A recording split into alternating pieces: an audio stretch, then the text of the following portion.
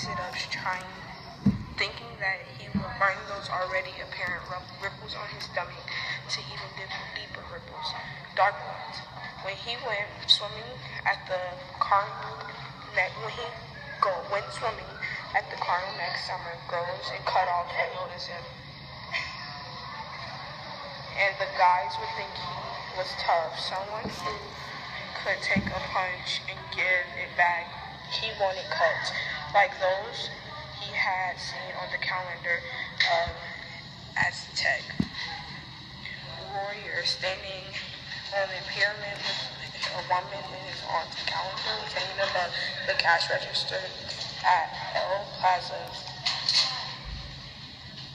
Orcus, the owner, said Alfonso could have the calendar at the end of the year if the waitress Yolanda didn't take it.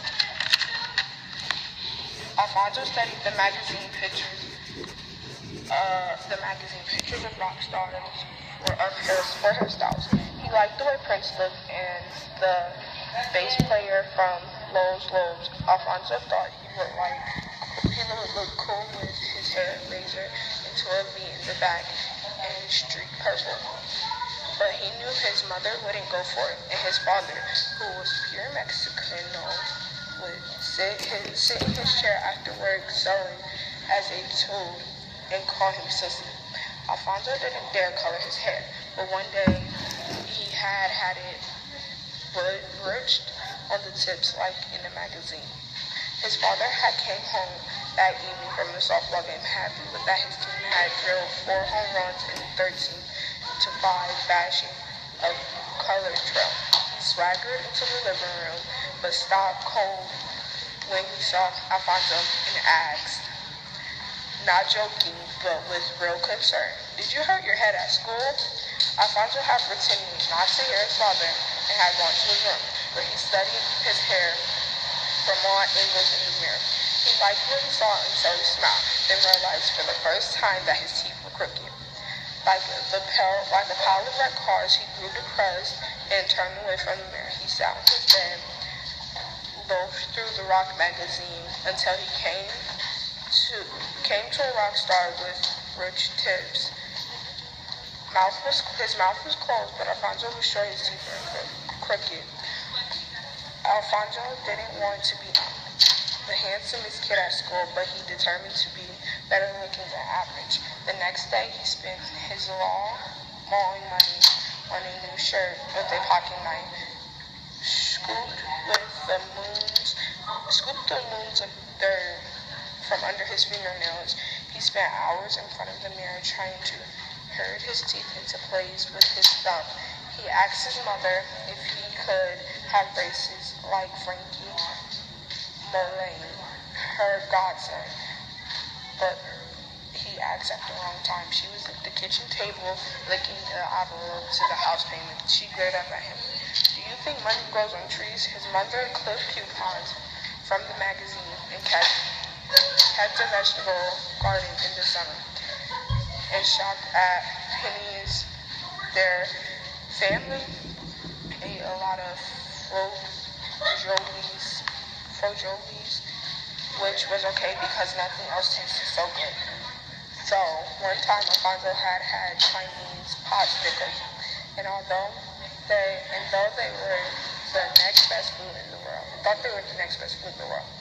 he didn't ask his mother for braces again, even when she was in a better mood. He decided to fix his teeth by pushing them with his thumbs. After breakfast that Saturday, he went to his room and closed the door quietly, turned on the radio, and pushed for 3 hours straight. He pushed for 10 minutes, rested for 5 every half an hour. During a radio commercial, he checked to see if his smile had improved. It hadn't. Eventually, he reported and went outside with an old jumpsuit and wiped his bike down. A 10-speed from Montgomery Ward. His thumbs were tired and wrinkled and pink, the way they got when he stayed in the bathtub too long.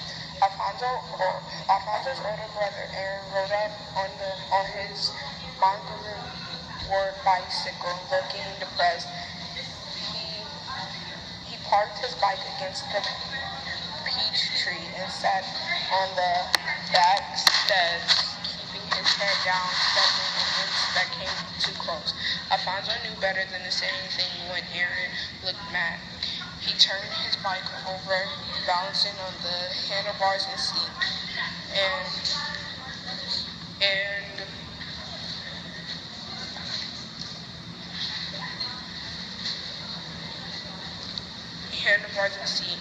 Fossil and forced to speak with the sob.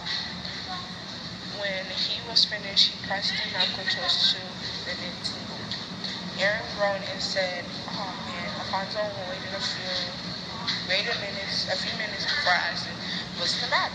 He pretended not to be interested. He picked up the wand of steel wool and continued cleaning the speakers. Aaron hesitated, not sure if Alfonso would laugh, but it came out. "Those girls didn't show up, and you better not laugh." "What girls?" Then Alfonso remembered his brother bragging about he and Frosty met two girls from Kings Canyon Junior High last week on Halloween night. They were dressed as Gippies, the costume of all more Chinese. They just had to borrow scarves and ruby red lipstick from their grandmothers. He compared their two bikes. He glared like a handful of dimes while Aaron looked dirty. They were supposed to wait at the corner, but they didn't show up. Me and Frosty waited and waited. They were playing games with us. Alfonso thought that they were pretty dirty. That was a pretty dirty trick, but sort of funny too. He would have to try that someday. Were they cute? I guess so. Do you think you could recognize them if they weren't wearing red lipstick? Maybe. Alfonso sat in silence, both of them smearing ants with their fluffy high tops. Girls could sure act weird, especially the ones you meet on Halloween. Later that day, Alfonso sat on the porch, pressing on his suit.